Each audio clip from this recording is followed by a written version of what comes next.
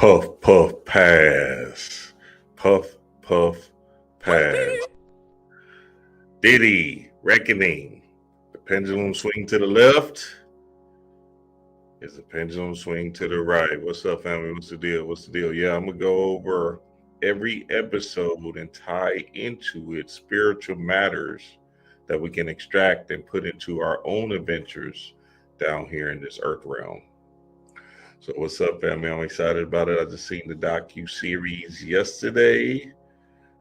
Very well done, very thorough, if you will, in the aspect of, the reckoning.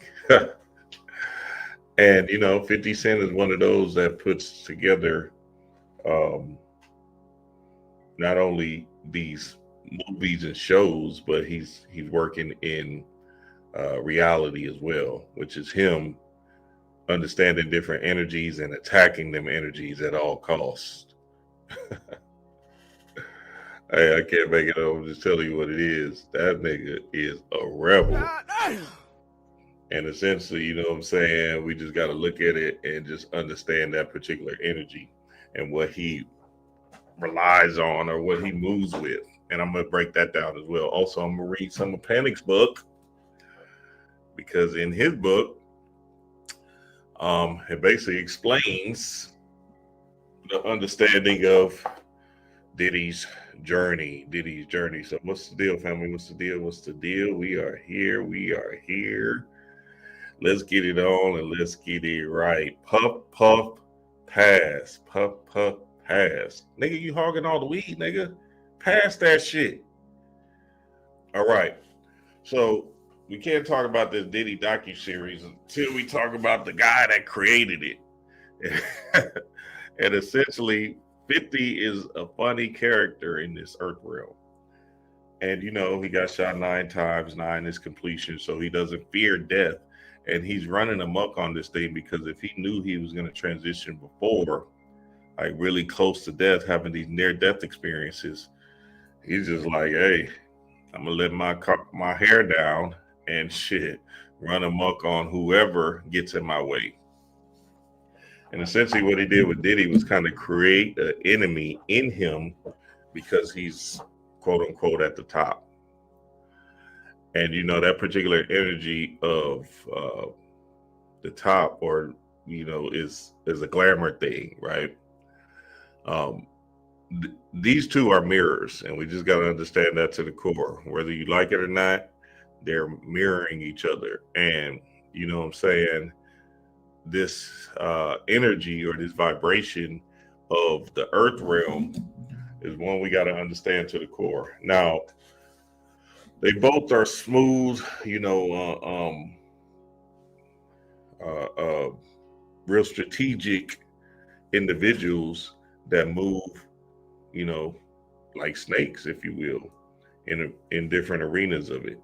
And you can, the good or bad, the right or wrong. I'm just giving you the understanding and telling you what it is, right? There's some energies that's vibrating in a particular state, and their vibration is definitely of the earth realm or moving in the aspect of conquering the earth or being the biggest, baddest on this earth realm. Hey, I can't make it up. I'm just telling you what it is. So vibration is a big understanding when we're looking at both of these individuals. And vibration is nothing rests, everything moves, everything vibrates. So you're always moving. Your energy is always, the only thing you are is a ball of energy, right? And essentially how you utilize your energy is how you manipulate this matrix. And a lot of times what's happening is our energy is so tied down to the lower 3 chakras, to the human earth, that, you have these renegade spirits that run amok. Now, I'm not talking about good or bad. I'm just talking about the perspective of what's actually going on here, right? Because at the same time, at the end of the day, this is a hierarchy of classism, or, trying to be at the top of the Empire State Building.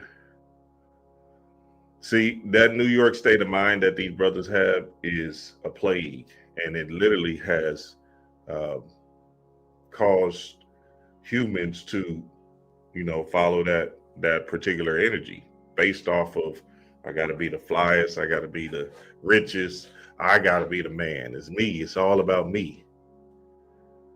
And in understanding that energy, we just got to call it what it is and say what it is. And I love 50. You feel me? I don't have a problem with 50 at all. I love him. I read all his books, and I understand that part of uh, your being is needed and necessary to have an adventure down here on this earth realm.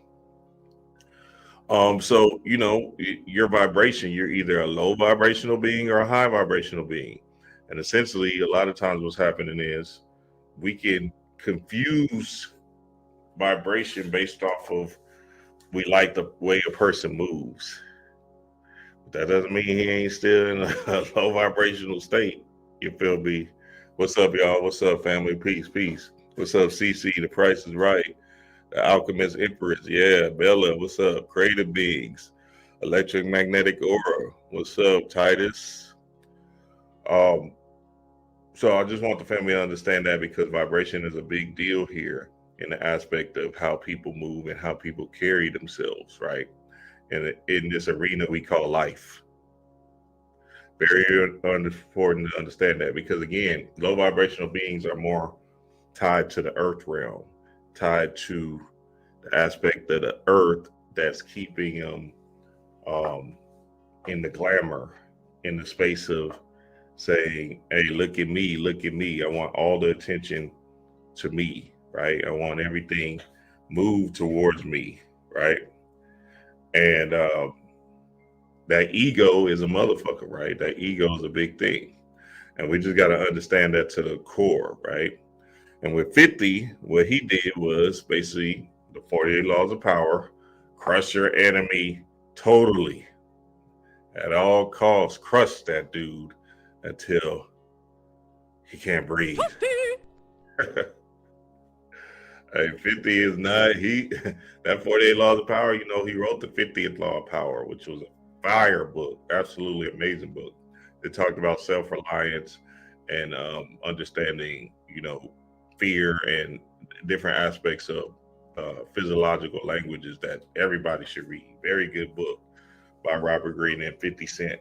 But one of the first books, the 48 Laws of Power, says crush your enemy totally at all costs.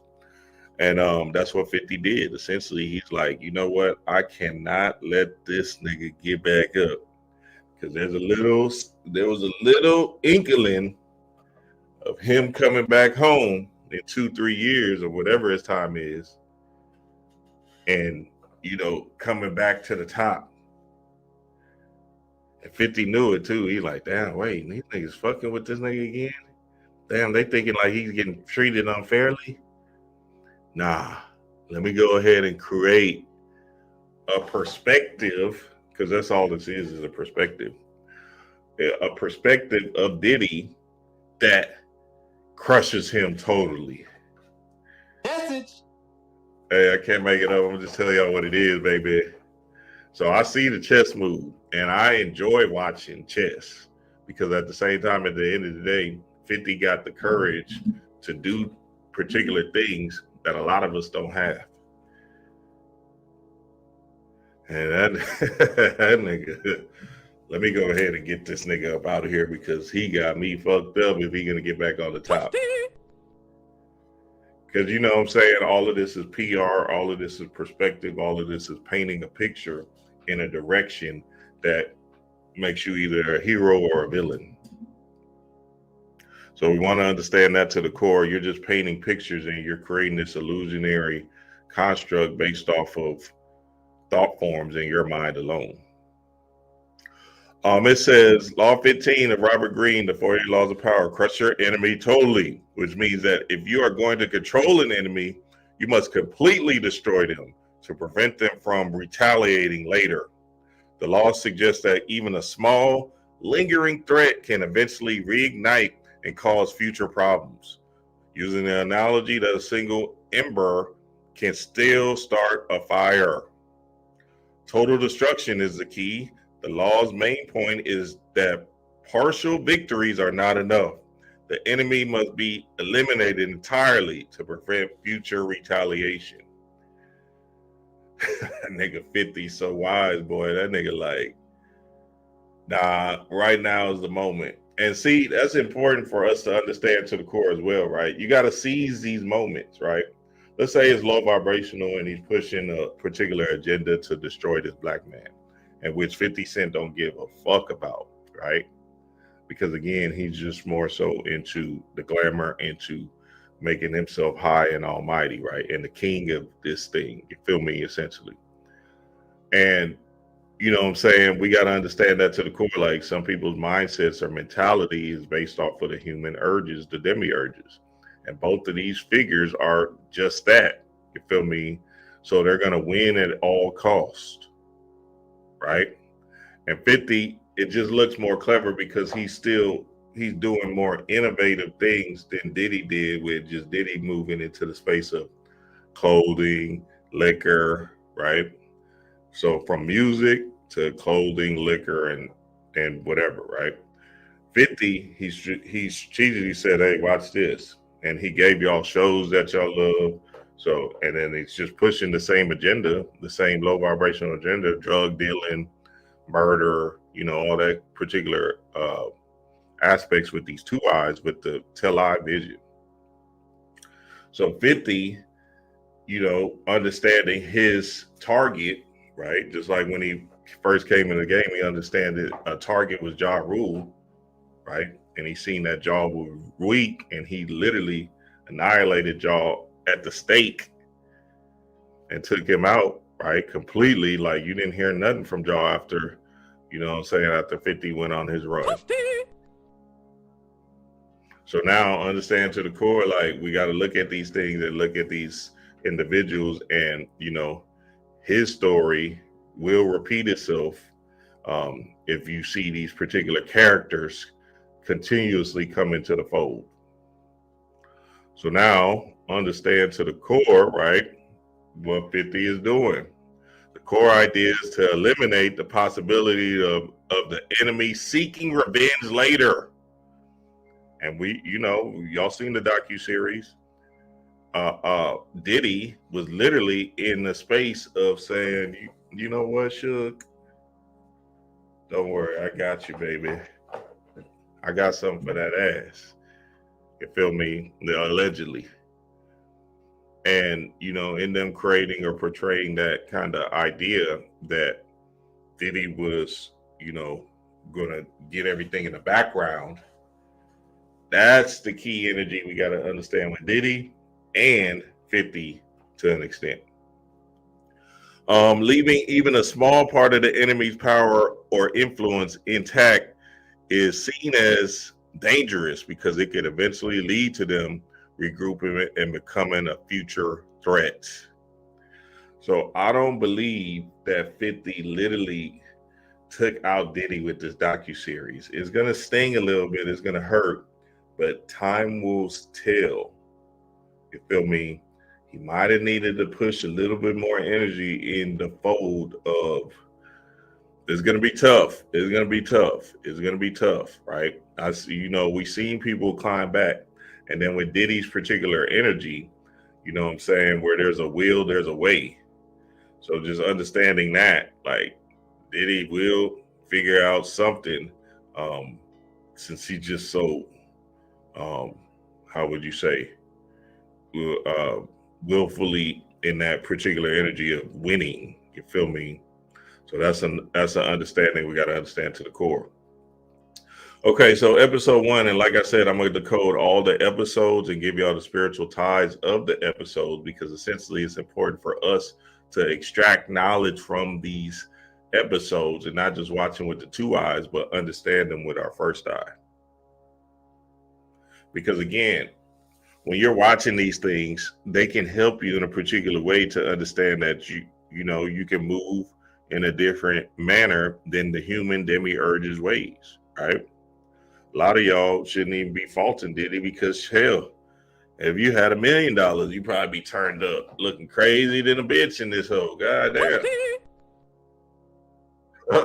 You probably, somebody give you $5 million and your heart ain't right and your energy ain't right, you probably be doing all kinds of stuff. Diddy parties, what Diddy parties, your ass would be doing all kind of backwards ass shit. Sorry for you. I'm just telling you what it is. I know, nigga. So don't let that shit fool you, nigga. You know what I'm saying? That money can have a stranglehold on your energy. You still gonna have to do some work and get your energy up and right so you can turn up and turn out. I want to read this part of for this building the ego, episode 1, because that's essentially what they were showing us in Panic's book. Y'all go to Panic, occultlectures.com, the 7 laws of dark power. Brother Panic. Basically, Panic broke down the 7 laws of Tahuti in nigger form. So go to occultlectures.com, occultlectures.com, and go grab his amazing book, Brother Panic, the Master Teacher. And yes, they're still on his site. Khadija, my fairy godmother, sells them, or still sells them. You feel me? So they're there. So go to this site and go get them. Let's talk about your ego, you extra acting son of a bitch. Toasty. Now it's kind of vulgar, Panic didn't give a fuck about none of that shit. So to all my Benedict Christians out there with these Christian ears, hey, you might have to go somewhere else than this live, because shit, this ain't no baptism. We're about to get real chaos style. It says, when you are born, you have nothing to protect you but your mother and your father, if he was in the picture. The real protector of you on planet Earth is your ego. As a newborn baby, your ego isn't fully developed. It's in its primal stage, so all you can do is cry out for your needs to survive. So in Diddy's case, his mother, he was raised by a single mother, and in this single motherhood, essentially he was, coddled because his mother had particular traumas and dramas based off of her experience on this earth realm. So she was glamorous, right? Which made Diddy particularly glamorous in that state and wanted to be, how would you say, the man, right? And that's what they said in the docuseries. They wanted she wanted him to be, manly, I guess. You feel me? So she would dress him up in particular clothing, right? She would have him fly and fresh, put him in a private school, a Catholic school, right? And she just worked a million jobs to keep him in the glamour state, or in a state of, look at me. So a lot of times we are programmed at such a young age by our parents to carry out a particular assignment that we don't necessarily agree with, but it's intact in our system. So we start carrying out them assignments without us even knowing. Message. That's just subconscious programming, family. So understand, you as a kid, you're primed and ready for programming, because from 0 to 7, 0 to 9, actually, you're still in them theta wave, brainwave energies, right? And that's the prime time for programming you. So we've all got programming at that particular life, which makes us see the world in a particular way, right? And again, we got to understand, when you don't want to have a fight against Diddy, right? He could be a fuck nigga, and you don't have to have no particular energy towards emotional attachment towards it. You feel me? Because remember, as an observer of this world, we're just observing and learning in real time. So you want to detach from the aspect of, making Diddy be some kind of fuck nigga, and just understand it, his fuck nigga energy. Hey, chaos in the blood, I can't make it up. So being a single mother, right, is tough. You feel me? And we got to understand that. Like, that's nothing to shit at. You feel me? Like, men, young boys do need their fathers. Very important energy to have in your life. Like, I didn't have my father, and you know what I'm saying, I was running the streets haphazardly, crazy, right? Because at a certain age, your mama can't really teach you how to become a man. and some of our mama's particular energy might lean more into, you know, the coddling, the nurturing, the putting you, dressing you up, and making you pretty kind of energy, right? And you know what I'm saying? As guys, as fellas, we need a particular energy of strength, of repetition, of consistency, of get up and get to work. Message.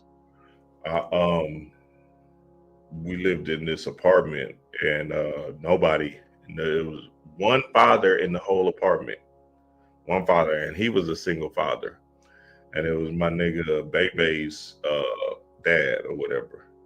And essentially, he was one of my close friends or whatever, and we didn't have no, how would you say, no other role model but him. So he would come outside when we playing basketball on that. I remember the basketball court with the basketball goal. That was the goddamn grocery cart. Yeah, you know, on the gate. Yeah, that's us, right? He would come outside, you know, show us some love.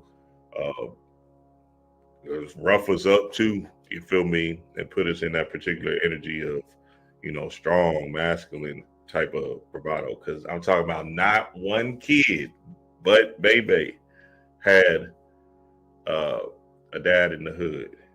You feel me? Or had a mama, or had a dad. You feel me? All of us had mamas. Nobody had a dad. Shit. And one time he took us on, because he worked at the Metro. He took us to on his job, because you know they had that thing at the school where you take your dad to work or take your kids to work day, right? And essentially, nigga, we caught 2 Metros, because he took 3 of us, right? He took me, one of my other partners, and Bebe, his son. And essentially, we took 2 buses just to start his route on that Metro bus. So seeing that and being that example already just put me in a whole stranglehold of, oh, okay, this is what we got to do. You feel me? It was a grind get into taking 2 buses to start his route, and then us 3 sitting on the back, just seeing him ride the same route bus every day. Chaos in the blood, baby. I'm just telling you what it is. So you know what I'm saying? Young boys need a masculine figure in their home, and you know, in their presence, right? You might believe that you can do it, ladies, by yourself, right? And you know what I'm saying? If the situation doesn't present itself, I get it, right? But at the same time, at the end of the day, it's something about that nigga in the house that subconsciously the boys can see and start to emulate a particular level of responsibility, discipline, and, you know, how would you say, upstanding energy. Very, very important to understand to the core. Your mother starts your programming you with trauma, ass whoopings, or threats of ass whoopings, stereotypes, repetitions, constantly reminding you to mind your manners, or just repeating the same techniques and words that shut you the fuck up when you're out of order. It's also symbols like making those mothers face that let you know you better shut that ass up. All of this is basic mind control and one of the systems that help to develop your ego. So your ego is based off of your mama's traumas, experiences. And if Diddy was essentially coddled and felt like he, you know, was a princess at a young age, then shit, you know what I'm saying? He's going to carry out that princess energy in his adulthood. Toasty! See, look, they said something very important in that first episode. They were like, he used to get bullied and picked on and stuff, and he was kind of, you know what I mean, leaning in towards more of that, you know what I'm saying, mothering aspect, nurturing energy, right? And that was an important understanding to have, because again, when you do get bullied, when you do get traumatized by, you know, uh, individuals, now all of a sudden you might create a energy of, I got to get my lick back. I got to get my lick back because I ain't going out like that. Right. And it might have worked a few times for Diddy as a young kid, getting his lick back. And essentially, in him doing that, guess what happens? He creates that in his adult life to say, yeah, shit, anybody cross me, I got you on the back end. Just watch. Sorry about you. So I'm just giving y'all the understanding and the play of how deep that thing goes. And the first law of the mind or your mentality is mentalism. Mentalism. The all is mind, the universe is mental. Thoughts lead to the manifestation of things and events. Thoughts create our state of existence and the quality of our experience here on earth. The quality of our experience here on earth is based off of our thoughts. Therefore, be responsible for everything you create by being responsible for everything that you think. See, in Diddy's case, essentially he was in the space of understanding that, hey, I gotta be the flyest, glamorous nigga, especially coming from Harlem, and that whole Harlem energy is a foundation of fresh to death, look at me, right? Bravado type of energy. And them thoughts can turn into an egregore spirit where you're overactive in your root chakra. You're overactive in the aspect of understanding balance, understanding others, and moving into a space of ego driven realities instead of like a sound based spiritual reality. So when we look at these humans, we just got to understand that to the core. Like that's what this is basically breaking down the 7 laws of Tahuti and understanding how these energies work against you or for you. If you understand how they play a bigger role in your subconscious mind. So the law of mental, all in mind, the universe is mental. In order to control your universe, you must control your mind. So he had a drive, a will to win based off of his belief in himself to be the more glamorous nigga ever. Chaos in the blood, baby. And if y'all see this, single mothers in the melanated community is basically damn near 50%. You know what I'm saying? It's not the melanated brother's fault or the melanated mother's fault.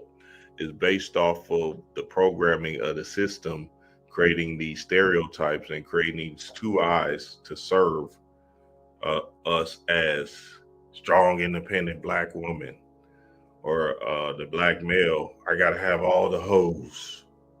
I gotta fuck all the hoes. I gotta keep on doing my thing. I gotta keep on moving around, right? But you never see that stereotype in other religions or in other cultures, in other races. Ever. You don't see that stereotype nowhere. You always see the family structure, right? You see Hispanic families sitting together at a round table, right? You see the Caucasian family sitting together at a round table. You see the Asian culture sitting together reading books at a round table. Sorry about you.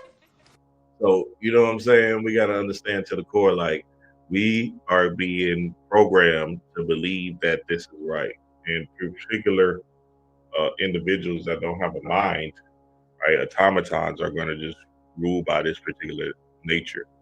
Now, I'm not saying that that is their fault. I'm just telling you what it is, you know what I'm saying, and how uh, the mind is, how the mind works based off of the glamour. You feel me? That's why Diddy never had one particular mate that he used to be with, because again, he's looking at the pimps, melanated brothers, um, hustlers, and all of that kind of drive this kind of energy of macking, and yeah, I could get whatever girl I want. You feel me? That iceberg slim type of energy, and that just kind of um, having a flock of females.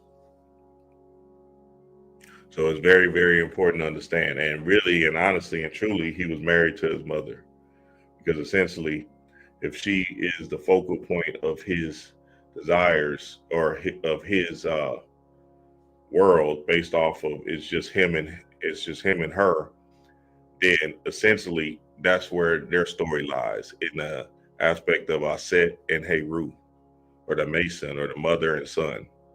So they're interconnected through this invisible umbilical cord that's tying them together and creating, um, how you say, these thought forms or these light codes that's inside of both of them, based off of her thoughts, and they're just transmuting to him. So when you see her glamorous and fly and all that shit with her mink coats and shit, that's just based off of, you know what I'm saying, her transferring that energy to Diddy and continue that process of the glamour. Very, very important to understand that concept. Episode 2, Revolt and Glamour. Speaking about glamour, Revolt and Glamour. So these two were placed in this particular story based off of, it is a big part of Diddy's life, right? You know what I'm saying? Biggie was quote unquote his man, and then Tupac would be, you know, more of his adversary. Um, with Tupac, in Tupac's case, right? In these two cases, Biggie and Tupac, you can see Tupac as a revolutionary type of brother, one that's trying to fight for the man, right? He's not gonna be quiet. He's not shutting up. You feel me? He's moving for the people. He's trying to, you know, get things done. He has that charismatic smile, right? He's you know, like even in the story with Tupac, defending that energy of the two cops that, I guess the two cops was jumping a kid and he shot one of them and stuff. He went to court for that. He wasn't scared of no cops. So it's him putting himself as the hero figure in this earth realm and saying, you know what, our people need some help, and y'all got us fucked up. And then in Biggie's case, you know what I'm saying, he's more of the, hey, I'm just trying to survive, you know what I'm saying, get it out the mud type of energy. I just want the clothes, the shiny clothes and stuff. You know what I mean? He's not like a look at me type of brother, but Biggie was just like, hey, just give me my coin and let me just live. You feel me? Um, However means necessary, whatever that looks like, right? And you know what I'm saying? It was all a dream. I used to read a magazine, smoking better, yeah, all of that. You feel me? So he's more into the glamour or being successful. And you know, that's why him and Diddy was two peas in the pods. He wasn't in the extremity cases, Diddy, but you know what I'm saying? He still wanted to be champagne crystalled out and shit. You feel me? And you know, they're just two opposite sides of the pole, right? This polarity, right? Like and unlike are the same. You feel me? Because they're basically a reflection. And the CIA and the government and the powers that be just created this kind of egregor spirit between both of them to cause a catastrophe in melanated people's minds. So the West Coast versus the East Coast was just a power that be plant structure to make melanated people fight against each other. I remember like a kid, nigga, I was looking at that shit like, damn, they really spinning this shit on the news. I'm observing that as a kid, thinking like they're spinning this East West Coast thing real heavy on our ass. I'm remembering that as a kid. So that's, you know, that's some shit for your ass. Like, damn, East versus West, East versus West. You feel me? Shit, hell, didn't even realize I was from the South, because of shit, I ain't know what side to pick, the East or the West. So, you know what I'm saying? That's the thing. And we got to understand that the media has the power of the TV to create these narratives that can spin out of control and cause, y'all know, demise. And polarity, everything is dual, everything has poles, everything has its pair of opposites. Opposites are identical in nature, but different in degree. Extreme meet, all paradoxes make be reconciled. So remember, there are two different sides of the pole, right? Light and dark, ice and hot, right? Sun and moon. But it's all on the same spectrum, it's all on the same pole. It's just different by degrees. So that's the same with you, right? You have these energies inside of you that, you can like something one day and hate it the next, but it's just based off of you being on the pole, right? And boom, here go the pole. You feel me? Light versus dark, good versus quote unquote evil. Ice versus, or cold versus hot. You feel me? And they create these in these stories, right? So in Diddy's case, how does Diddy fit on this pole? Well, Diddy is essentially the one that's behind the curtain. So I believe if Diddy did have a hand in this thing, I believe that he was coerced into it by the powers that be to simply put these brothers in harm's way and to create this particular death thing that we have now, and both of them dying off in a particular way as a focal point story in hip hop. So you got to go to bed with some of that information that the powers that be or the CIA does relate to you. And I think Panic did a rap tape. He did I think he did a hip hop tape before he transitioned, and I did not get to see it. God damn, I didn't, because I was like, I want to, I was in there, nigga, from the South. I got them diamonds in my mouth. You feel me? I didn't give a fuck about the start of hip hop and shit like that. But I wish I would have seen it. And if y'all got it, send it to me. Essentially, right, we got to understand that Diddy is the wizard, right? This fake being that's running a show is basically a black man in white face. So he's cosplaying, and he wants to be a white man. Even when he was on Earn Your Leisure and he was trying to profess his involvement with black people, he was like trying to even get on top of them, saying, "Hey, look, they trying to, they y'all buy my liquor when it comes out. They not letting me get to the top of this thing. I'm trying to get to the top of the top." You feel me? Just think about what Kanye West been speaking of forever, right? And you know what I'm saying, Jewish energy is different than, the melanated beings, the real Jews of this particular earth realm. So I just want the family to understand that to the core. Like, sometimes behind the scenes, we're looking at one thing that might be pointing the finger at a particular individual, but he's just a actor in the play that's particularly moving them in a direction. Remember, the Wizard of Oz, the wizard was like, "Oh, you want a degree? Here you go. Now you're smart." Or, "Oh, you want a heart? Okay, well, I'll just put this metal on you, and now you got courage," right? So essentially, it's trinkets to give to these individuals, these two powerful moguls in Pac and Biggie, in the aspect of moving them in a particular direction so their demise can happen. So if all that stuff was true in that docuseries, right, which the case is still out, that, Diddy is this fake renegade spirit that's causing these individuals, or this system, or this machine, to run based off of he being a puppet in that machine. Message. Sure enough, he is. So don't just look at the one with the forward facing. There's somebody behind him that's moving them particular missions in hand. Trust and believe, nigga, straight up and down. All right, episode 3, drugscapades. Sexcapades. God damn. What the hell did I call it that? Drugs sexcapades, right?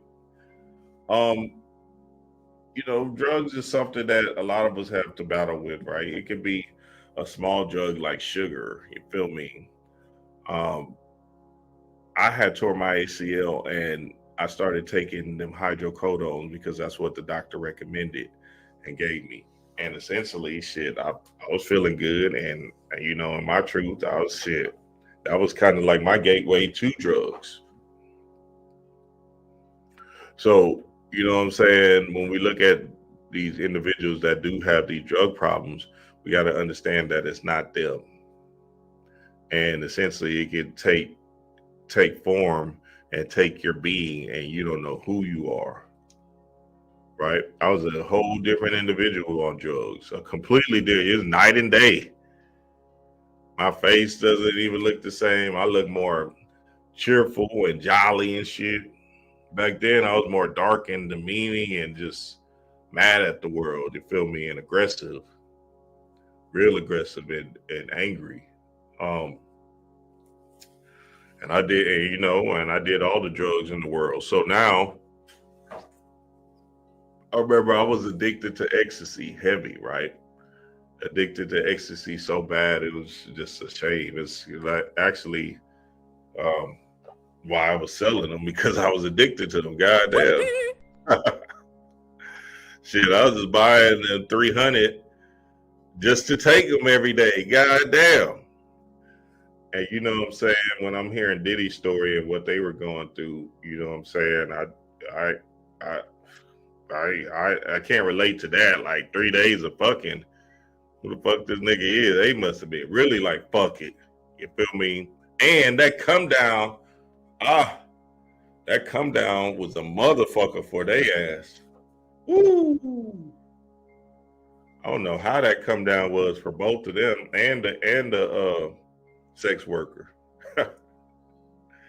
But just imagine that come down of ecstasy. God damn. That boy, I don't know how, but they might have something else that makes them cool it down. You got to smoke weed constantly, because that's what I did on my come down. I would just smoke weed and just lock the door and stay to myself. Chaos in the blood, baby. I'm just telling you what it is. I would be sitting in that apartment, smoke, and just watch TV when I was coming down like a bitch, right? That's why I didn't come down, because I kept on rolling. And then it's a continuous cycle of just a rolling adventure. Anyway, when I was taking ecstasy like that, I was so addicted to it, like I couldn't even get it up unless I had ecstasy. So sex was a problem. I remember one day, nigga, my girlfriend in college or whatever at the time, you know what I'm saying? I didn't have no ex, right? And I was kind of like, and she was in the mood and shit, you know what I'm saying? And all that. And she was coming on to me and everything like that. And nigga, I'm talking about a young 21, couldn't get that bitch up. And I just remember her just crying and like, what's wrong with me? And da da da da. And I just felt so bad, like in that day, in that moment. I was like, God damn, what the fuck? And I knew I had a problem right there and then, because if you can't just get it up regularly, then there's something, you know what I'm saying, that you're gonna have to deal with and work on. And shit, I didn't stop drugs until I was like 27, 28. God damn. Sorry about you. So you know what I'm saying? That shit had a stranglehold on me. You feel me? That shit had like, this shit have you in a chokehold. You don't even know where you at. You just like, God damn. So, go see the you can judge people all you want. Go see the what's the dude's name? damn, what's the name? Stone. Go see that documentary. The brother Stone, the singer or whatever. His documentary explains a lot. Sly Stone, right? Go see his documentary, and just based off of his drug adventures and things of that nature, what happened to him. You feel me? And that's very, very important to understand. And this is basically just the law of gender. Mental gender is a state of coexistence between masculine and feminine aspects of the human mind. Our left brain hemisphere largely facilitates the masculine aspect of the mind, intellect, logic, rationale, while the right brain hemisphere largely facilitates the feminine aspect, intuition, creativity, compassion, knowing, right? And essentially, we're reading this book. Well, we're reading a lot of damn. Where's the book at? Oh, here we go. We're going to read this tomorrow, The Secret Science of Black Male and Female Sex by T.C. Carrier. We're already halfway through. And essentially, everything is sex. He explains in this book, which we know, but you know what I'm saying? It's always good to have that recall. Everything is sex. And essentially, when we break this thing down, sex is an important aspect in nature. You feel me? So you could be overzealous in the sex area and you won't stimulate your growth in these two hemispheres of the brain based off of, you know what I'm saying, you're leaning more with your lower three chakras. And that's very, very important to understand. And I think I got, let me see, I just shared this on, let's see. I just shared this in my talk. Chia. Yep, I did. Here we go. Y'all check this out. Share screen, Facebook. All right, y'all look here. Check this out. Sexual energy can heal you because sexual energy builds us. So you have any problem, sexual energy can heal you. Sexual energy can enhance the brain.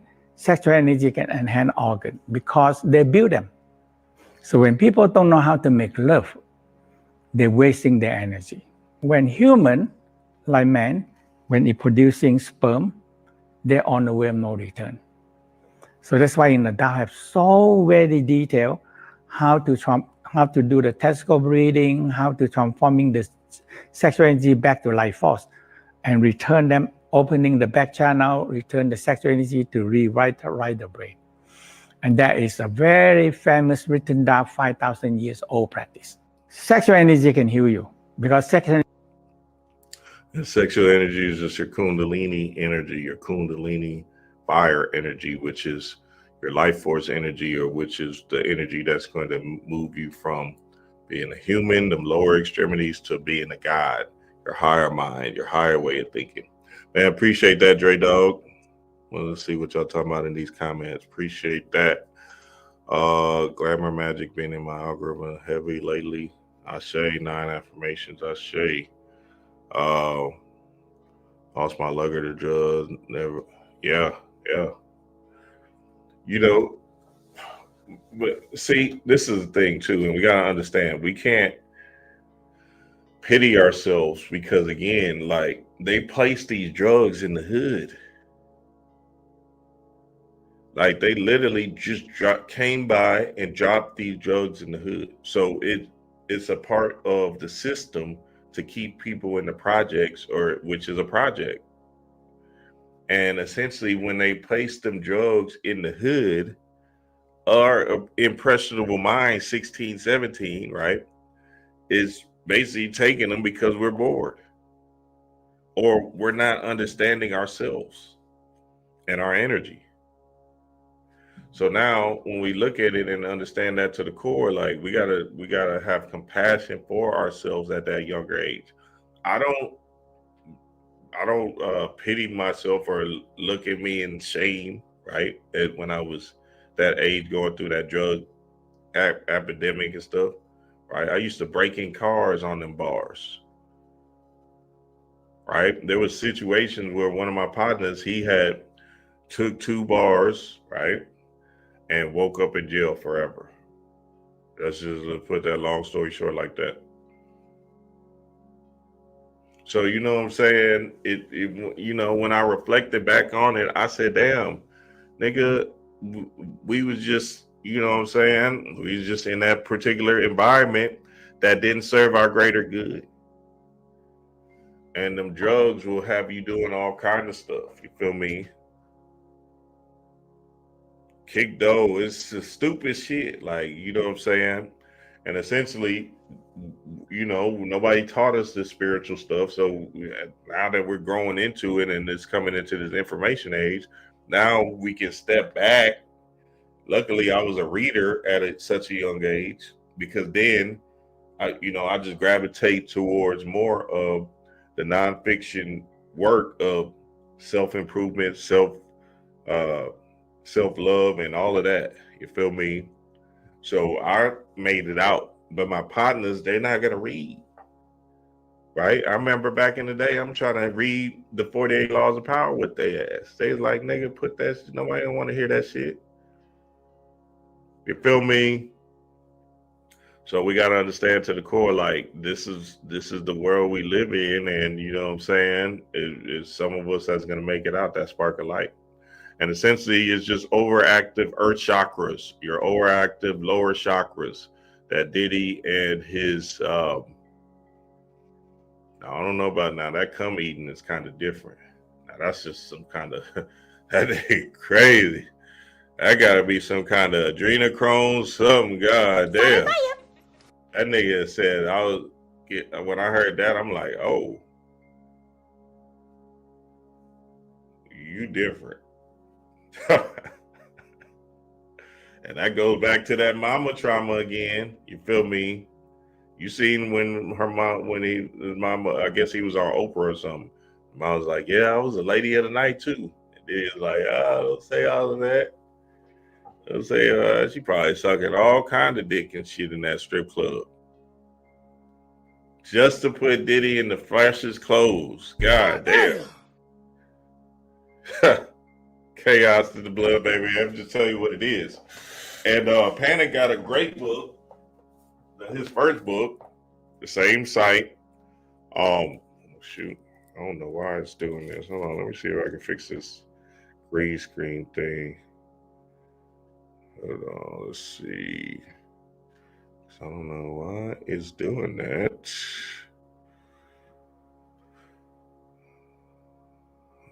Okay. Nope, it's still not doing it. Okay, cool, whatever. Oh, it's because it got blurred. See, me and D-Ray be using the same thing. God damn. Background was blurred. This book, The Origins of Occult Civilization, Brother Panic, right? Essentially, in this book,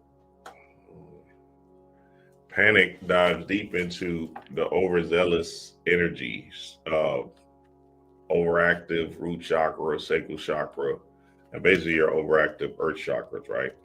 So y'all go to Occult Lectures again, occultlectures.com, and get all of Panic's books and read through them, because he's dropping gems in them.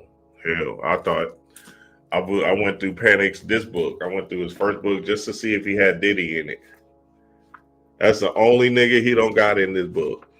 He got everybody in this book. Jay-Z, Nas. He did not have Diddy.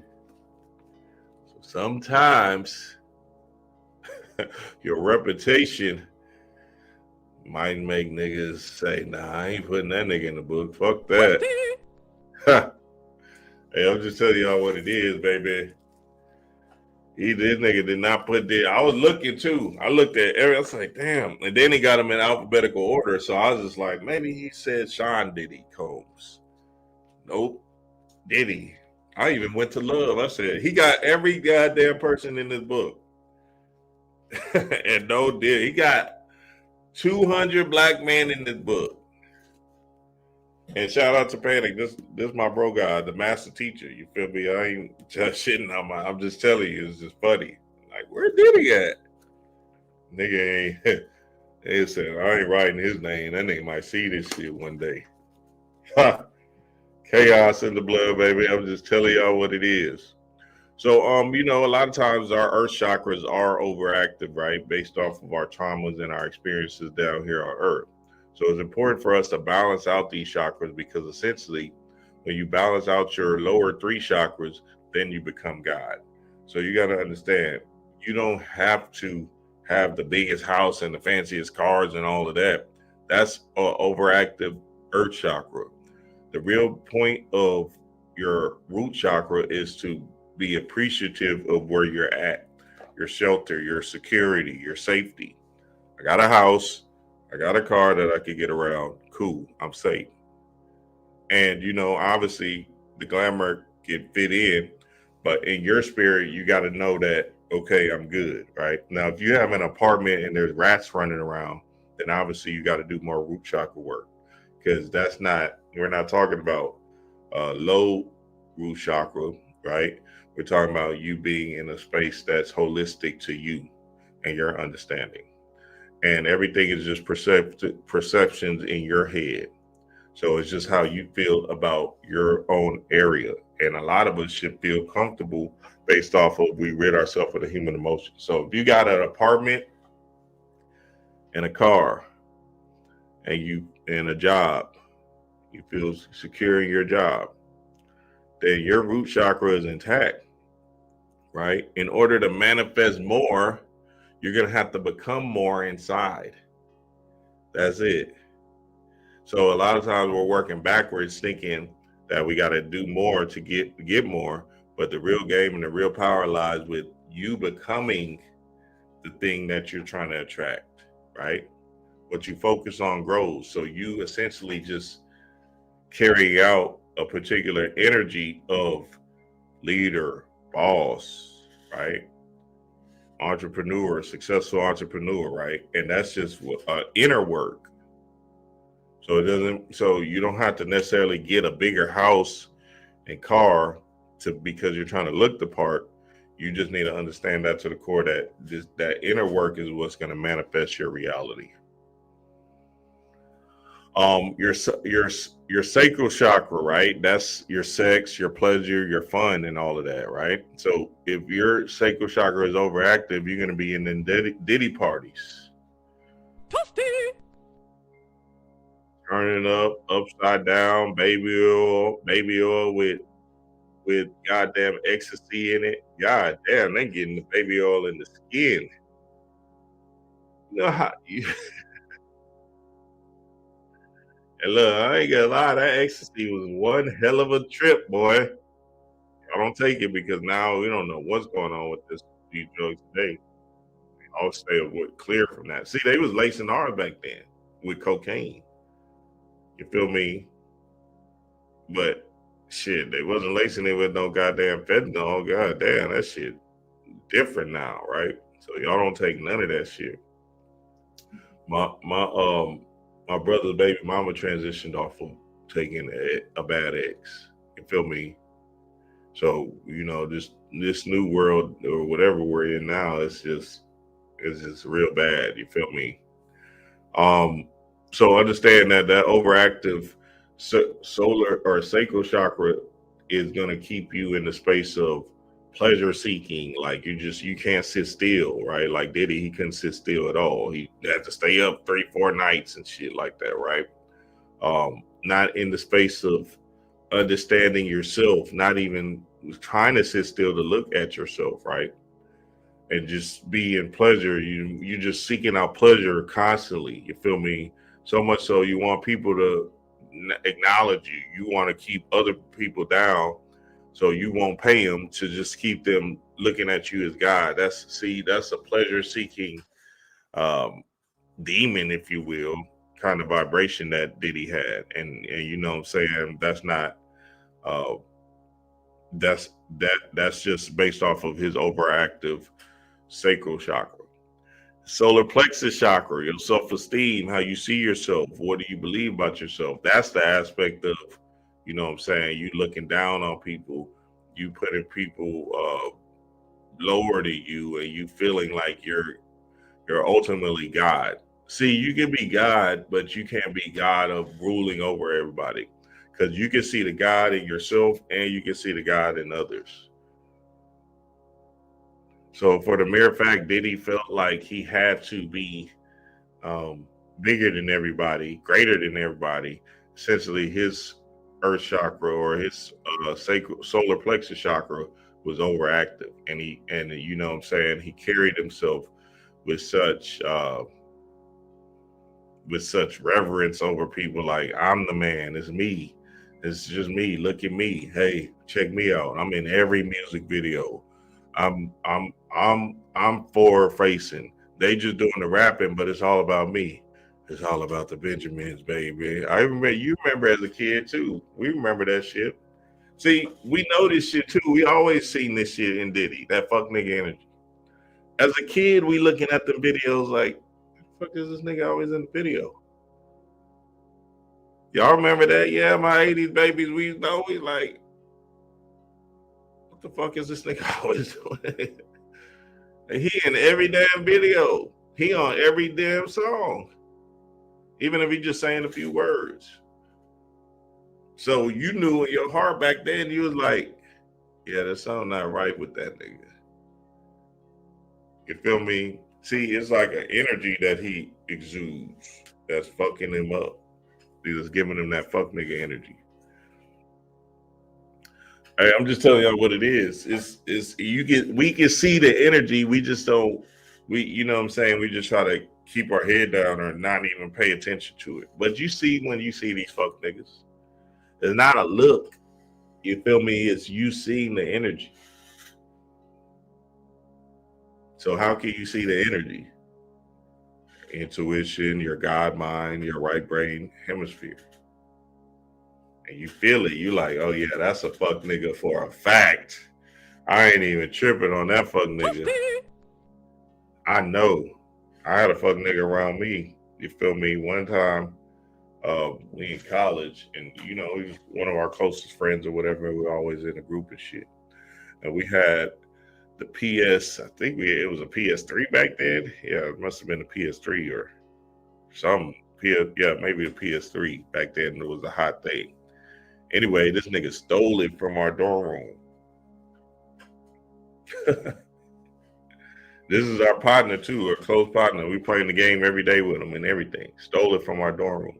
So much so, we looking around. We had the whole campus looking for that bitch. He right there with us. Yeah, where is that, man? He the one charging the lead. Hey, dog, where he knocking on people's doors and shit. Where that PS5 at? Y'all got me fucked up. He had us looking everywhere for it, and come to find out, he had it the whole time. Ain't that a bitch? God damn. Look, he just showed, hey, fo, look, sorry, but I did it. And I'm like, nigga, what kind of fuck nigga ass shit? I said, hell nah, boy. Hell no. And look, that's the funny thing, right? So we've seen that our freshman year. I'm knowing this is a fuck nigga. I'm like, all right, man, whatever, cool. Nigga move, like, we in the hood and shit, right? Houston, right? He moves in with us in the hood.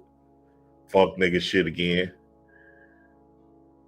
Just because, you know what I'm saying, he just, you know how that shit go, friendships and all of that shit, whatever, right? Cool. The nigga had a girlfriend down here in Houston. He was from Dallas too. He had a girlfriend down here from Houston, right? That shit was crazy. I ain't never seen no shit like this. The nigga was with the girl, you know what I'm saying, doing his thing, whatever, right? Got the key to her house. He probably was with her for like 2 months. Nigga, she went to work. He cleaned that bitch house. What? He cleaned her house out. TVs. He took everything. Oh man, I ain't never seen no shit like that. I said, damn, now you fuck nigga energy. God damn, boy. So you know what I'm saying? You can recognize the fuck nigga and you might just, oh, that's just, you know, that's fine. Stay away from him. Move around. you know it in your heart, and you just steadily keeping this nigga around you and shit. You know for a fact you need to move around from that boy, man. Message. So understand that to the core. Like, we can recognize these fuck niggas, and it's you playing naive to Diddy. So yeah, that overactive earth chakras is you just being in the glamour essentially, and you being of this human urges, these demi-urges, and being having that fuck nigga energy essentially. We have to balance out our chakras and rid ourselves of these human emotions so we can get to the God level of this thing. And that's very, very important in the grand scheme of all of this stuff. And then episode 4, The Reckoning. A nigga looking like a total wreck. Episode 4. And shout out to 50 for getting them tapes. He was trying to get them tapes at all costs, baby. I bet you he spent millions on them hoes and everything. You feel me? And Diddy, believing that, them tapes is going to be for his own good and his story. Shit, that nigga 50 reverse card on his ass and put him in the blender immediately. Sorry about you. Destroy your enemy at all costs. Chapter 15 of the 48 Laws of Power. Absolutely amazing. 50 pulled it off. And remember, this ain't no, like, I'll tell you what both of their energies are. They're mirrors, right? And they're in the low vibrational demiurge realm of this thing. So they're just battling each other for supremacy of the melanated minds.